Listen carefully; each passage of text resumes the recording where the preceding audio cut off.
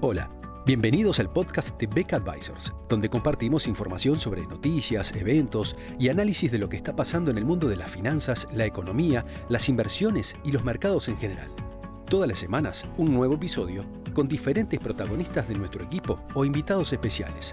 En Beck Advisors, nuestro objetivo es acercar a nuestros clientes las alternativas más convenientes para lograr sus objetivos financieros.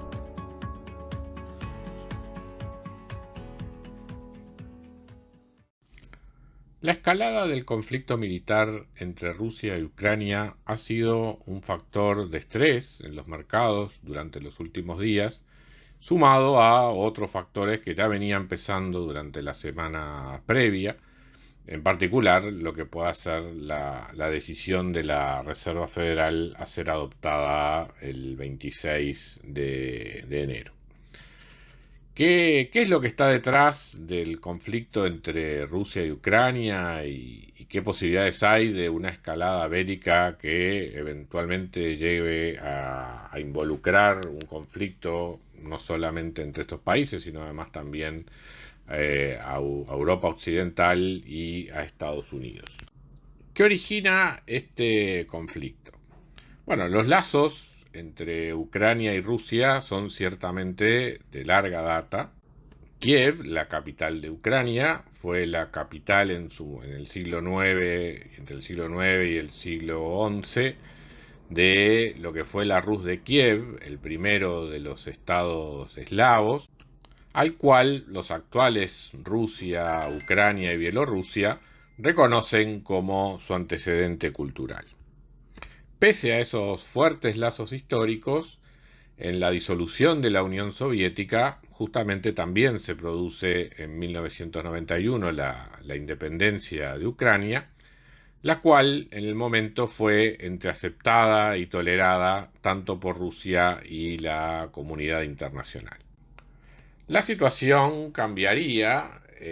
con la llegada al poder de Vladimir Putin, el cual gradualmente, en sus distintos periodos de gobierno,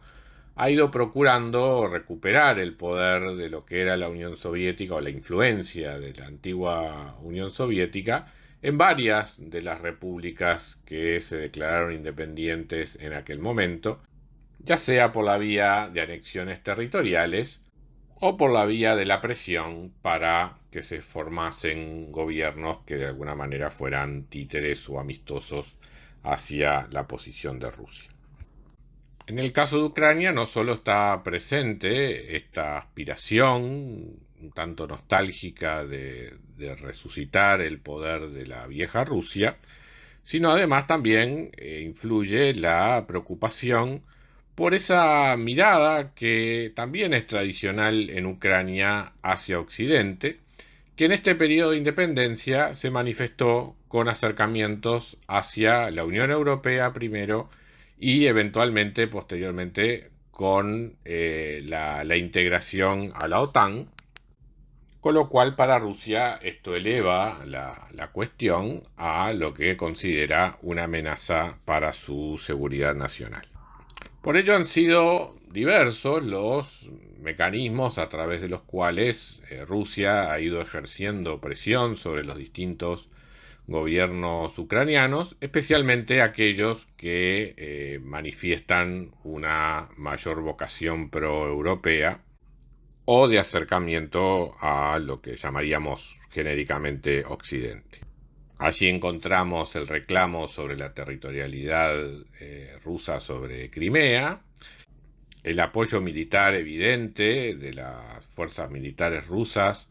a los movimientos separatistas en las provincias orientales de Ucrania,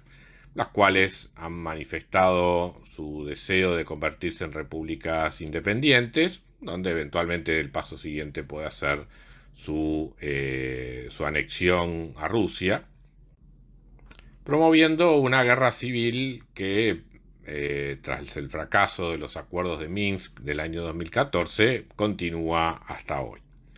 Y más recientemente, ciberataques sobre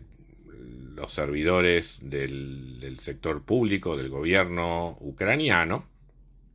tratando por todas estas vías, en definitiva, de desestabilizar al gobierno y generar un ambiente para un cambio político que sea más afín a los objetivos de largo plazo de Putin. Es en este panorama que justamente el gobierno de Putin trata de desalentar la incorporación de Ucrania a la OTAN con una fuerte movilización militar hacia las fronteras, no solamente hacia las fronteras directas entre Rusia y Ucrania, sino además también con la incursión de fuerzas rusas en Bielorrusia, la cual también de alguna manera se ha sumado a este conflicto en apoyo de Rusia, permitiendo el pasaje de fuerzas rusas por su territorio y aumentando así el frente que deben atender el ejército de Ucrania. ¿Qué posibilidades hay de que, bueno, toda esta escalada militar termine efectivamente en un conflicto militar entre ambos países, en el cual, a su vez, también han movilizado tropas, tanto Estados Unidos como los países de Europa? A nuestro entender, la probabilidad de un conflicto bélico es baja, dado el alto costo que esto tendría tanto para Rusia por un lado como para Europa y Estados Unidos por el otro. En el caso de Rusia, los costos vienen por un lado por lo que serían los costos directos de un conflicto bélico, en el cual, más allá de las probabilidades de una victoria, lo cierto es que tendría seguramente un costo importante, no solamente por la fortaleza del propio ejército ucraniano, sino además por el eventual apoyo que reciba de otros países de Occidente. Pero además también están el costo de las sanciones económicas que ya ha sufrido Rusia en el pasado y que han tenido impacto, digamos, en la economía. Tengamos presente además la caída en la popularidad de Putin, lo cual justamente una situación de daño económico seguramente haría más acuciante esa situación. Pero además Putin cuenta con otros instrumentos como para ejercer presión sobre Ucrania y poder seguir permaneciendo en una zona gris donde la represalia de Europa y Estados Unidos eventualmente no llega a manifestarse. Esto es, ya sea a través de continuar apoyando las fuerzas rebeldes en las provincias orientales de Ucrania o con nuevos ciberataques, digamos, sobre el funcionamiento de distintos organismos e infraestructuras del gobierno ucraniano, de manera de esa forma continuar ejerciendo presión y eventualmente lograr lo que serían sus objetivos, por lo menos su objetivo fundamental en esta etapa, que es desalentar la incorporación de Ucrania a la OTAN. Esta estrategia de Putin se ve además reforzada por la propia ambigüedad que ha tenido la respuesta tanto de Estados Unidos como de Europa a justamente todas estas provocaciones que ha venido haciendo Putin en el pasado, en este tema de Ucrania y en otros, donde más allá de las amenazas y la efectiva concreción de sanciones en algunos casos, no ha sido del todo consistente, generando una zona gris donde la eventualidad de las represalias contra Rusia por las medidas adoptadas no es del todo clara. Bueno, sin más, está a recordar el furcio cometido por el presidente Biden en la conferencia de prensa del 19 de enero, tras algunas conversaciones diplomáticas con Rusia, donde de alguna manera el presidente de Estados Unidos reconoció que podía haber incursiones menores por parte de Rusia sobre Ucrania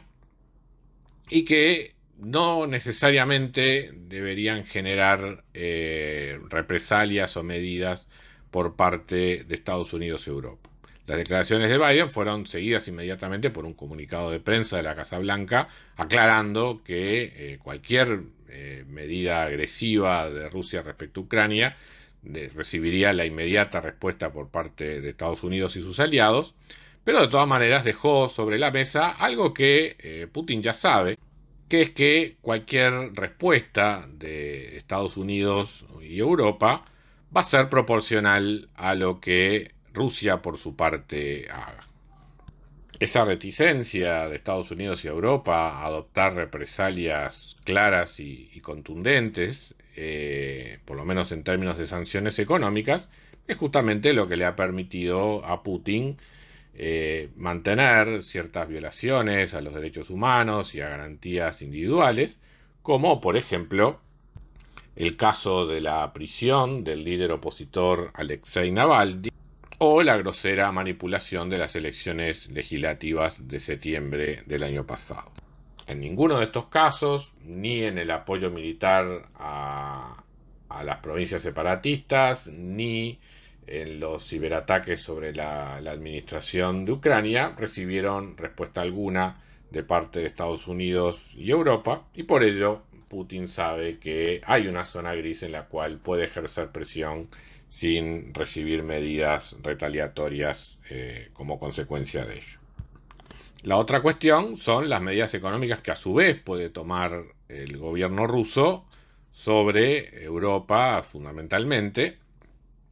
en lo que tiene que ver con la exportación de gas natural,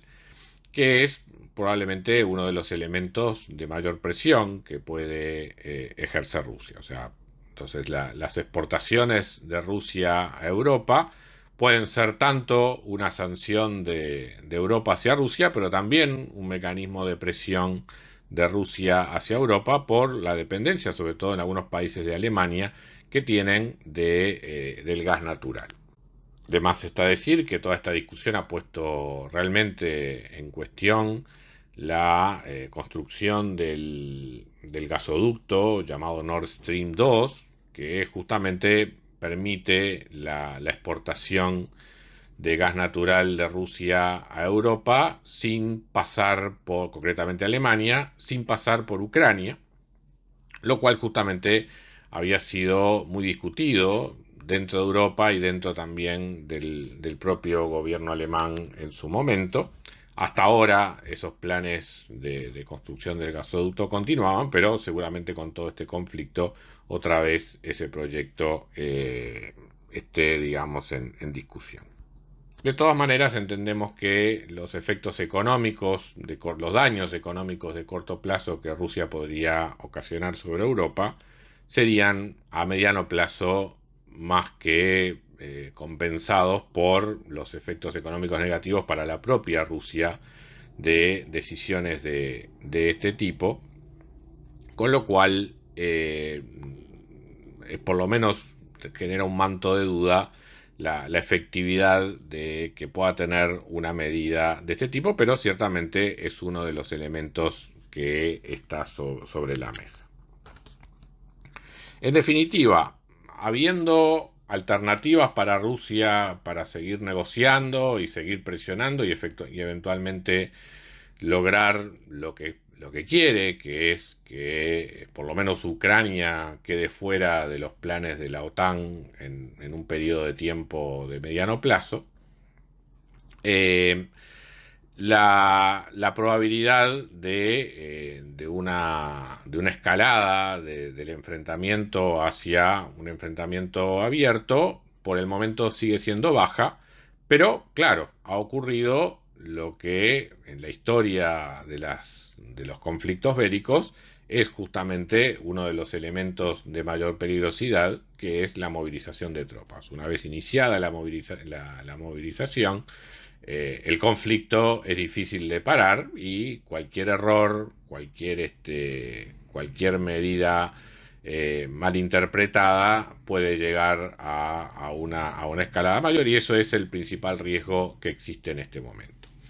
¿Cuáles son los próximos pasos en este conflicto?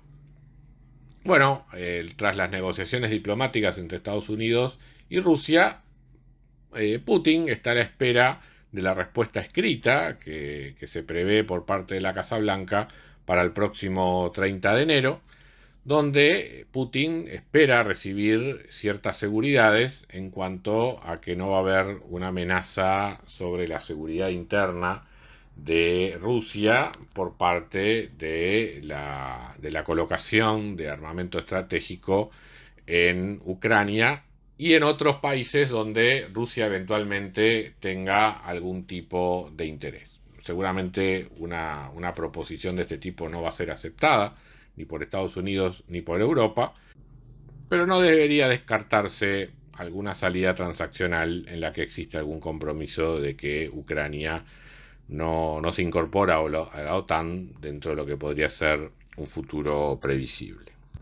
Nuestra conclusión final es entonces que mientras Putin disponga de alternativas de presión de menor costo para poder conseguir sus objetivos, la probabilidad de un conflicto abierto es relativamente baja. Ir a un conflicto armado probablemente aleje aún más a Rusia de su objetivo principal, dado los costos económicos y la reacción internacional contra una medida de ese tipo, de manera que a menos que la propia movilización lleve a una respuesta más allá de lo esperado por parte de los distintos participantes, pensamos que si bien las tensiones van a continuar, la movilización militar realizada gradualmente puede irse desactivando. Habrá que esperar entonces a cuál es la respuesta de la administración norteamericana el próximo 30 de enero y la reacción del gobierno ruso a esa notificación. Muchas gracias a todos por escuchar otro episodio del podcast de Beck Advisors. Te invitamos a compartir este podcast con tus amigos, colegas, dejarnos tus comentarios o reviews y seguirnos en nuestras redes sociales Instagram, Twitter, LinkedIn y también nuestro canal de YouTube. Visítanos en nuestro sitio web beckadvisors.com para leer nuestros informes, reportes y conocer más sobre nosotros. Hasta una próxima entrega y muchas gracias.